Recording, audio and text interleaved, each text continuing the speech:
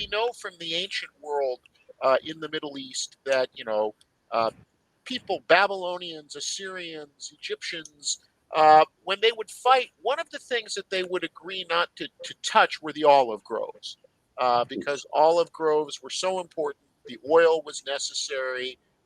Olive groves were difficult. And so you might sack the city and destroy the city, but you left the olive groves alone. Is there something, do you see, and as you said, China's dependent, we're dependent. Is there, with weaponized interdependence, is there going to be a move to where we say, hey, we're not sure about the final status of Taiwan, but we all need these chips, and we need the exports to continue, uh, or can countries survive?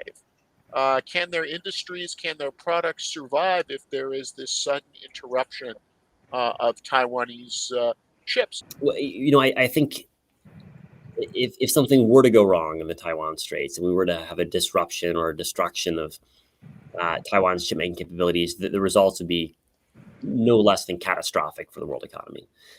There's no alternative source of supply. We don't have spare capacity they could easily bring online. And it would take years to rebuild that capacity in other countries. And in the interim, it's not just that we'd struggle to produce smartphones or PCs. It's autos. A new car will have 1,000 chips inside on average. It's dishwashers, it's microwaves, it's airplanes. Good luck producing an airplane anywhere in the world. So the economic costs would be horrific. We'd be at Great Depression level of disruption to manufacturing.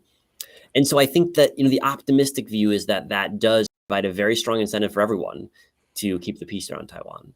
And I think that optimistic view might be right, but I'm not super confident that it's right. And I think we can find lots of instances historically where interdependence has not guaranteed peace. And all of the disastrous wars that have emerged throughout history weren't started because they were expected to be disastrous wars. They developed into disastrous wars after a series of calculated risks taken by leaders of countries, some of which were based on reasonable bets that went wrong, and others of which were based on just bad bets in the first place.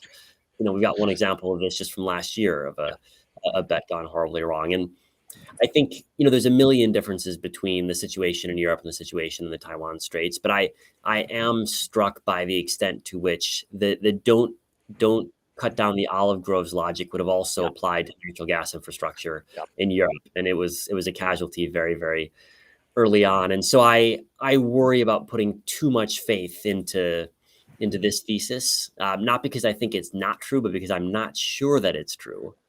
And that uncertainty makes me nervous.